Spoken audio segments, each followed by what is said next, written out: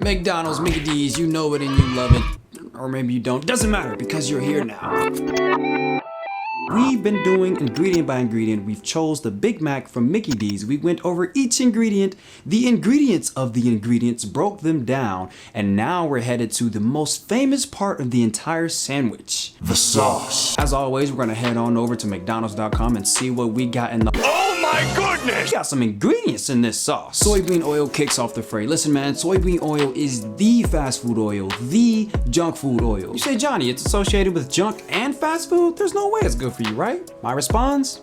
Right on. It is ranked #1 as the most consumed oil in America and in the world by a mean margin. We be banking some soybean oil. Real quick, I have something to share with you after we talk about the soybean oil. Just want to throw that out there. Soybean oil is high in a particular fat named omega-6, which has a terrible reputation for being pro-inflammatory. Picture this, I'm sitting at my desk doing the whole research thing, expecting to find some articles bashing soybean oil because of its omega-6 content. I come across this title: soybean oil lowers cholesterol levels, heart disease risk, and has no effect on inflammation. You only make a study like this if you are on the mission to clear the name of soybean oil, or if your livelihood depends on the consumption of soybean oil, and the two aren't mutually exclusive. It can be both, and in this case, I think it is. As the lead researcher of this study is the executive director of the Soy Nutrition Institute. Now, because of that, we might think that this study is tainted with all kinds of bias, but it turns out that the stuff they opened the door to in the study holds up pretty well. And they mentioned a review stating intake of omega-6 has no effect on markers of chronic inflammation. I cross-referenced a few more studies to see if this was the real deal. And there is a general consensus that increased intake of omega-6 does not increase inflammation. All right, I was shook.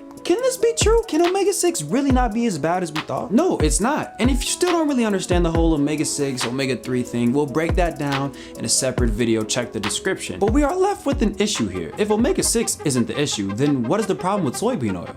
I think you know it, say it with me. It isn't the food that's bad, it's what we do to it. Vegetable oils, this includes soybean oils, canola oils, the list goes on. Their literal existence is brought to us by some thick processing. See, it sounds cute.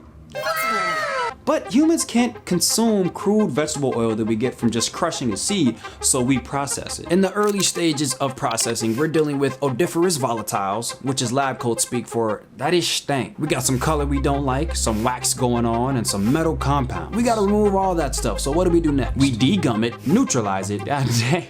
Sound like we fighting aliens in this. We gotta bleach it, we gotta winterize it, deodorize it. You see, these oils that we find in our junk and fast food might be advertised as harmless, but really, we beat the brakes off of. That's not even oil anymore. I don't know what that is. All right, what I was going to share with you is that burger you've seen in the previous episodes of Ingredient by Ingredient, I had it in my freezer for quite some time.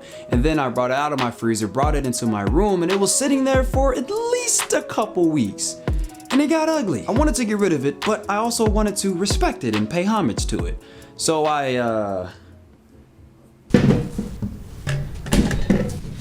we're gonna make Big Mac sauce out of the Big Mac itself. That Big Mac burger is moldy. Fam, it's been sitting in my room for at least a week at the very least. Look at this. This is nasty. Ew, it's mold through the box. Who does that? I don't know why I let that sit in my room for so long. Genuinely, I don't know. Come on, fire, fire.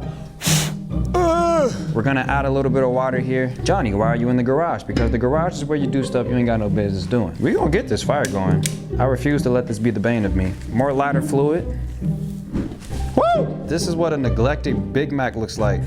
It's stuck. I can't even pry the bun off the... Ew! This is absolutely disgusting. All right, the sauce is starting.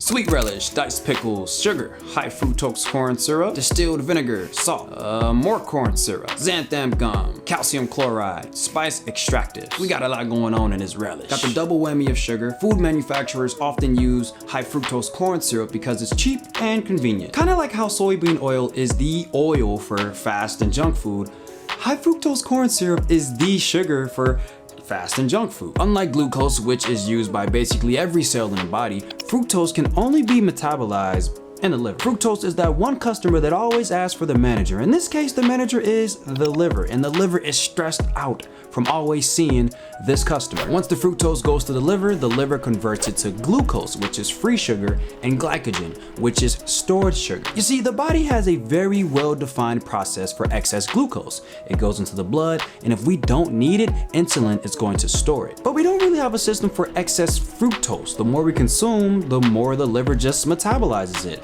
and it just makes more and more glucose and glycogen. So excess fructose puts a lot of pressure on the liver, similar to when you get a group project and no one decides to help you. They just slap their names on that bad boy, but you do all the work. If we go into the realm of way too much fructose, then our liver literally becomes fat and we're dealing with an insulin-resistant fatty liver. Now, many scholars believe this is the main driver behind obesity. I'm not sure about all of that, but I can say that high fructose corn syrup is one of the sneakiest ways to disrupt our metabolism. All right, decisions were made, mostly bad. Originally, I was going to make a sauce out of the burger. I was literally going to cook down the burger in this huge witch-like cast iron pot and make a sauce out of the Big Mac burger. But the logistics, it just doesn't really make sense. How are you gonna cook that down into a sauce? It just, especially with the grill, I don't know what I was thinking. Apparently witches have a lot of patience when they're brewing stuff in their big old treehouse on the river, because to get a fire going and to cook stuff down like that, I guess I watch too many cartoons. Not only that, but the burger is moldy and I don't want to put that burger in that pot and then cooking down and then the mold seeps into the cast iron. I might still use that pot. It just doesn't pan out the way that it worked in my head. So we're just gonna light it on fire. All right, let's burn this Big Mac because I'm tired of it being in my room and it left a mold spot in my room, bruh. Ew, I have to clean that now.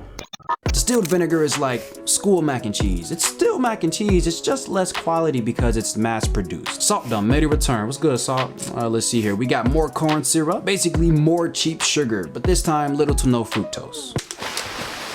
Xanthan gum is a powder made from fermented cornstarch. It thickens the sauce, makes it more uniform, and extends its shelf life. If you can go without xanthan gum, then do, but if it's listed as an ingredient on one of your favorite foods, then honestly, I wouldn't stress too much. Calcium chloride is another agent used to make the sauce more uniform. Fun fact, calcium chloride is also used to de-ice winter roads.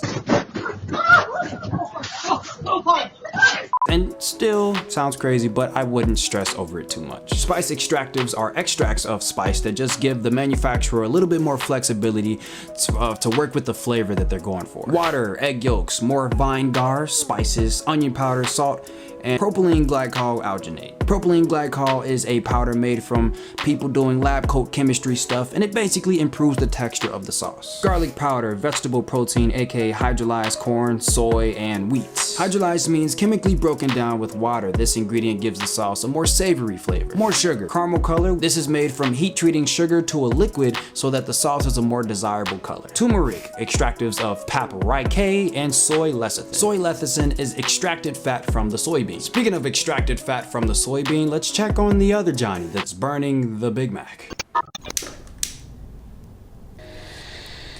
I feel at peace. I feel like this was meant to be. We're all pyromaniacs at heart. Who doesn't like setting stuff on fire? I want this thing to burn for real, not for play. I want this thing to be decimated. I'm trying to get this bun on fire, brother. This bun moist, boy. Bro, mind you, I did not take a bite of this Big Mac. All of the ingredients are still on there. I left the cheese. I left the Big Mac sauce. I left the lettuce, the pickles. I'm letting this on fire with everything on it. Bro, this burger tough. Ew. I owe somebody a new grill. This ain't my grill. Burn, baby, burn. Woo! Does bread not catch fire? Can someone Google that real quick? You know, I would roast a weenie or some marshmallows, but fam, I don't want fiery mold to seep into my hot dog. What kind of, you know what I mean? Let's beat it up. Why is this bread so hard-headed? You know the worst part about this? I'm gonna have to clean this grill. Y'all not gonna stick around to watch that. Ew! I didn't even notice how much smoke was in here. I was looking at that Big Mac suffer. I'm in trouble. I ran into a problem. I need to get my garage door open. It got real smoky in here. And my garage door doesn't work. Some fuse or something is broken. No more fire. I think I got the revenge that I needed.